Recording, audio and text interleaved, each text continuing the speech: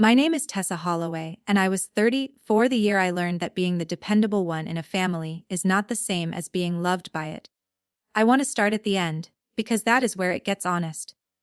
A Tuesday in October. The private room at Marchetti's on 3rd Street, the one with the long walnut table, and the cloth napkins folded like little tents. 41 people. Diane's 70th birthday. The bill came to $1,140, and she reached for it the way she always did, with a small satisfied smile, holding out the card that drew from an account she believed belonged to her. The card was declined. She tried again. She said the machine was wrong. She said it louder the second time, and the room went quiet in that particular way a room goes quiet when people are pretending not to listen. Then she turned to me. Tessa, what did you do? Not a question. Diane never really asked questions. What she didn't know was that I had closed that account at 9:40 that morning at the Fifth Third branch on Riverside, while she was getting her hair set for the party. Before I tell you the rest, I want to stop for a second, because this part I can't tell alone. Wherever you're listening from tonight, the States, Canada, England, South Africa, the Philippines, somewhere I'd never guess, I'd like to know. And I'd like to know how you're doing. Have you ever been the person a family leaned on, but never quite let in? If you have, tell me your country and your story in the comments. I read them.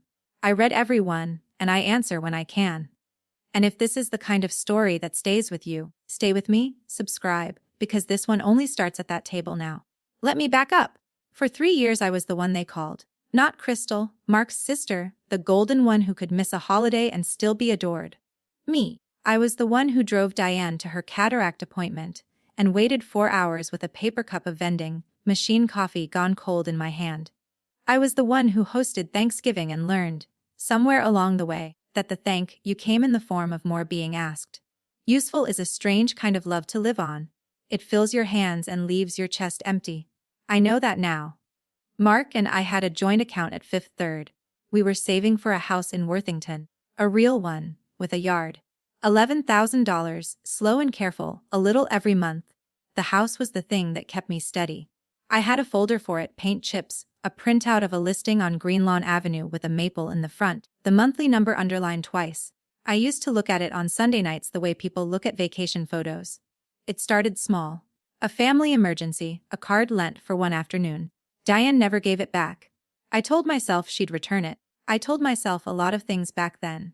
Mark loved me. I believe that even now. But Mark had been raised to fold whenever his mother raised her voice. And he folded the way you'd close a cheap umbrella, fast and without looking. When I brought up the card, he'd say, "She's my mother, Tess." As if that settled it. For a long time, it did. Here is the contrast I kept missing. In front of company, Diane called me a blessing. "I don't know what we'd do without Tessa," she'd say, patting my hand at the table. In private, she called the account hers, and she spent it like it was. The thing is, I knew better. I knew, and I stayed quiet, because quiet felt like keeping the peace, and I had spent my whole life believing peace was something I was responsible for holding. I held it until the morning I didn't. That last morning, the woman at the Fifth Third counter, Denise, her name tag said, slid the forms across without a flicker of judgment. The pen was chained to the counter and almost out of ink. I signed anyway. Outside, the October air smelled like wet leaves and somebody's fireplace. And for the first time in 3 years my hands were not shaking. Standing in that restaurant, watching her face change from certainty to something smaller, I understood that none of this began at the table. It began 3 years earlier, on the day I married her son and decided that being needed would be enough. The first time I sat at Diane's Sunday table, she handed me the plate with the hairline crack running through the glaze. I noticed.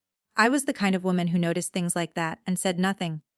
Mark and I married in the spring of 2017, in a small ceremony at a vineyard outside Granville. Diane wore navy and cried at the right moments and told everyone within earshot that she had always wanted another daughter. I believed her. I wanted to believe her. It is a particular thing, marrying into a family that already knows its own shape. There was a place for me. The trouble was the place was a role, not a seat. Crystal was the daughter who got to be a person. She was 31, lived in Cincinnati, sold real estate, and forgot birthdays without consequence. When she came to dinner, Diane lit up like the porch in December.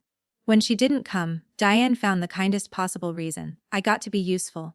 That was my person. It happened slowly, the way these things do. First it was small favors. Could I pick up Diane's prescriptions on my way home, since I passed the Kroger pharmacy anyway? Could I look over the church bulletin for typos because I was good with words? Could I host, because my dining room got the better light? Each one was reasonable. That was the genius of it, though I don't think Diane planned it.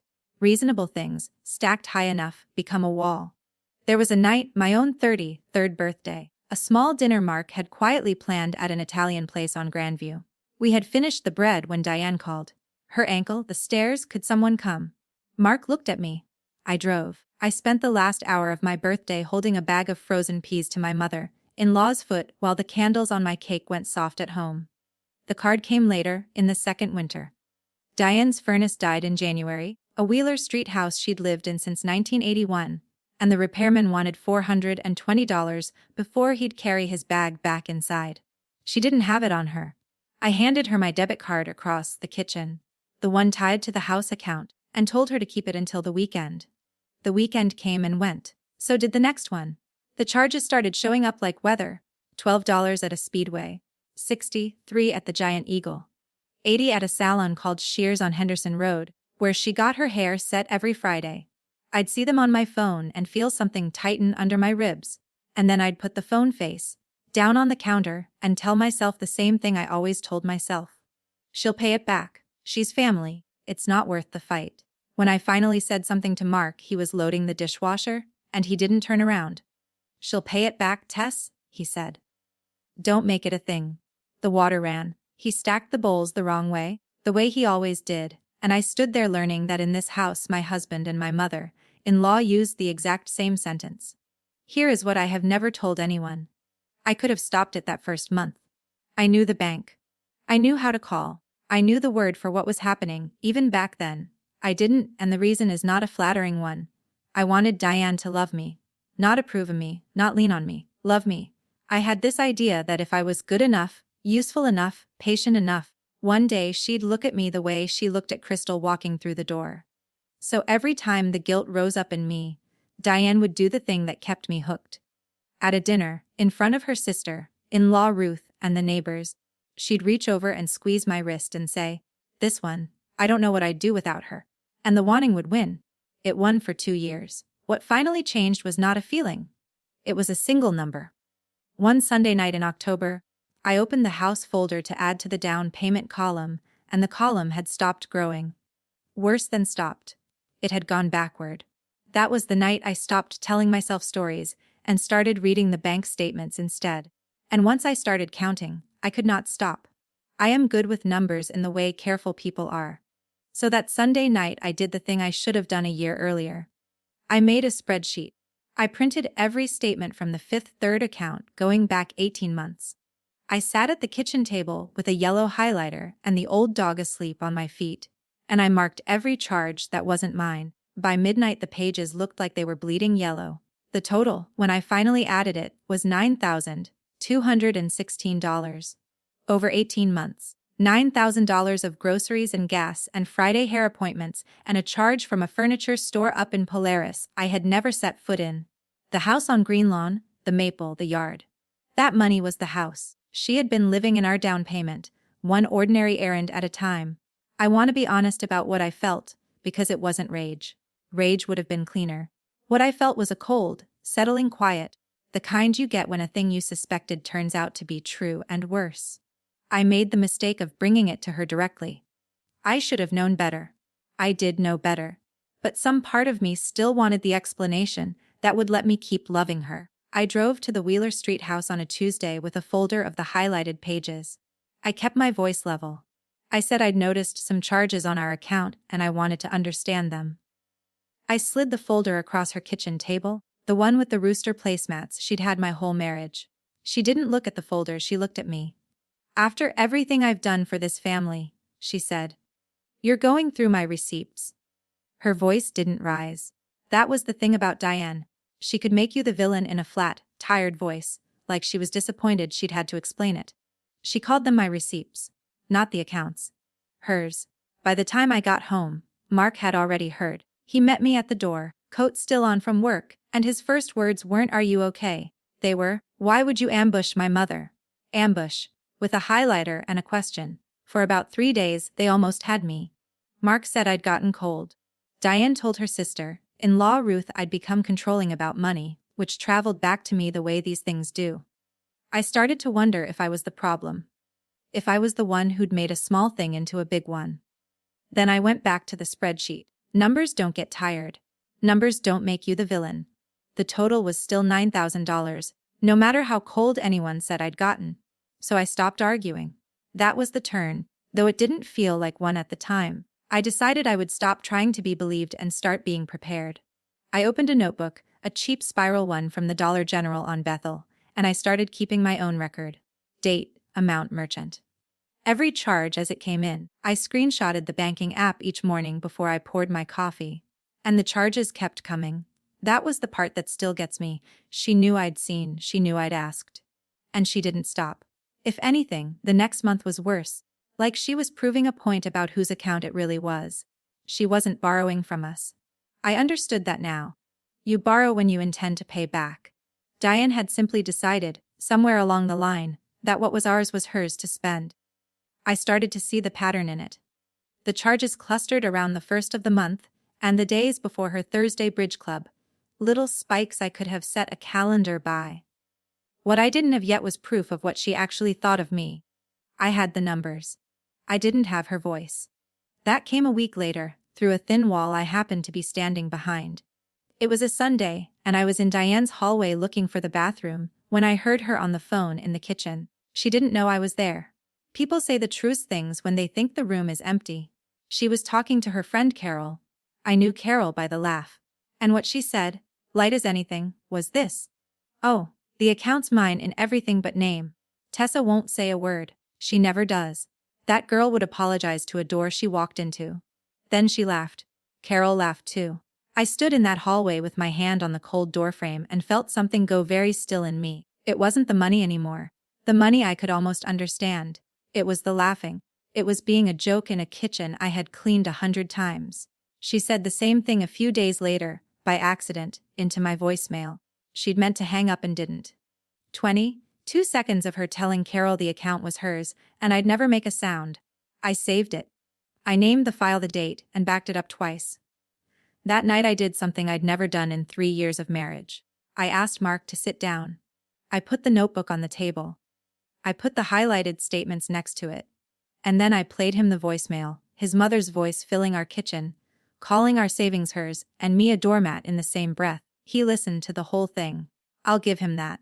Then he rubbed his face with both hands, the way he did when a problem was really mine to drop, and he said the sentence I will hear for the rest of my life. "She's my mother, Tess. Let it go. Not she's wrong, not I'm sorry, not we'll fix this together. Let it go." Like I was the one holding on to something I shouldn't. I looked at the man I'd married and understood the order of things in our house, finally and completely. His mother, first. His comfort, second. Somewhere down the list, after the dog and the bowls he stacked wrong me. Maybe you know this exact moment. The one where you stop waiting to be chosen by someone who was never going to choose you. If this story is hitting close to home, drop a comment below. I read every one. Because I think a lot of us have stood in a kitchen like that, hearing where we really rank.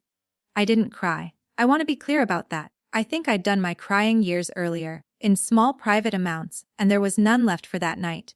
What was left was a kind of clarity, hard and useful. 2 weeks later, Diane announced the dinner. Her 70th, at Marchetti's, the nice room, 40-some guests. She told me the plan the way you'd tell a caterer. And at the end she added, easy as anything, that Mark and I would of course be taking care of it. Of course. Not would we. Not could we. Would be taking care of it. The estimate she'd gotten was $1,100, maybe more with the wine. $1,100, on the account she called hers, to celebrate the woman who'd been quietly draining the house I'd dreamed about. I almost laughed. The audacity of it was almost beautiful. I thought about Crystal, who would show up to that dinner in something new and be told she was a vision. I thought about the rooster placemats and the chipped plate. I thought about every Friday hair appointment I had unknowingly paid for while my own savings folder sat untouched in a kitchen drawer by the back door. So I smiled. I said that sounded lovely. I said I'd handle the arrangements, and I meant it, Just not the way she thought. That was the night the dinner became a date on my calendar, circled in the same blue pen I used for the notebook. Not her birthday. A deadline. Because a smile buys you time, and time was the one thing I finally knew how to use. I had 3 weeks until that dinner. I was going to spend them getting ready. Getting ready did not look like revenge. It looked like a woman with a 3-hole punch and a Sunday afternoon. I printed all 18 months again, clean copies this time, no coffee rings. I highlighted every charge that wasn't mine in the same yellow, and beside each one I wrote the merchant and the date in my own hand. Then I put it all in a navy folder, the kind I used at work with a tab that just said account. I made 3 copies. One for me, one for my purse, and one I never planned to need. The voicemail I moved onto a little flash drive and onto my email, because I have a fear of losing the one thing that matters. Here is something nobody tells you. Preparing is its own kind of medicine. For 3 years I'd felt the ground move whenever Diane was in the room, sitting at that table with my folder squared to the edge. I felt the ground hold still. What I didn't expect was help. Help came from the one person I'd written off entirely. Ruth was Diane's sister-in-law, married to Diane's late brother, a small woman in her 70s who wore cardigans even in July and rarely said much at the table. I'd always assumed her quiet meant she was on Diane's side. I'd assumed wrong. She called me on a Thursday. She asked if I'd meet her for coffee at the Panera on Sawmill, away from everyone. She had her hands wrapped around a cup the whole time, and she didn't waste words. She did the same thing to me, Ruth said. In 1994. My husband let her. I never said a word, and I have regretted it for 30 years. She told me Diane had drained an inheritance that should have been split, and the whole family had called it keeping the peace.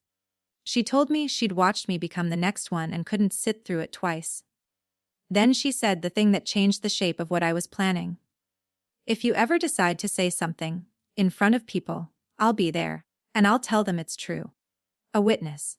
Not a folder, not a voicemail. A living person who would stand in a room and say that I was telling the truth. For the first time, I wasn't the only one who knew. You don't realize how heavy a loan is until someone sets down the other end of it.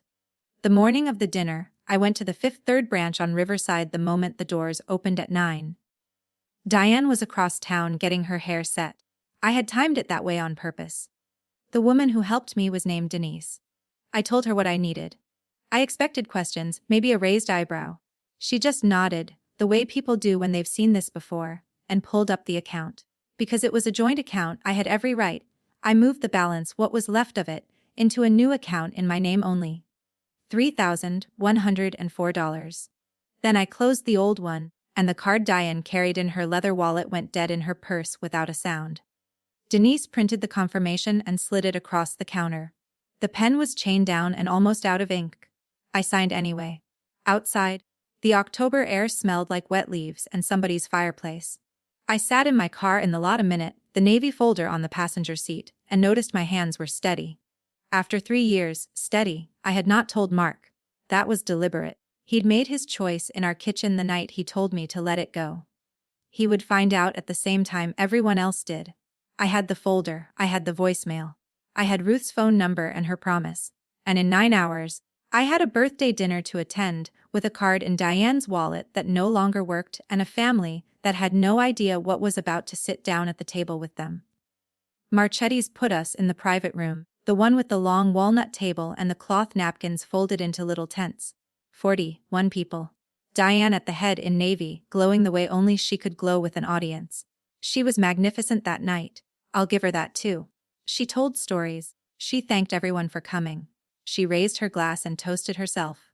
And the room toasted her back. Then she did the thing she always did. She turned the light on me, in front of everyone. "And my Tessa," she said, hand on her chest. "I don't know what this family would do without her." A year before, that sentence would have warmed me for a week.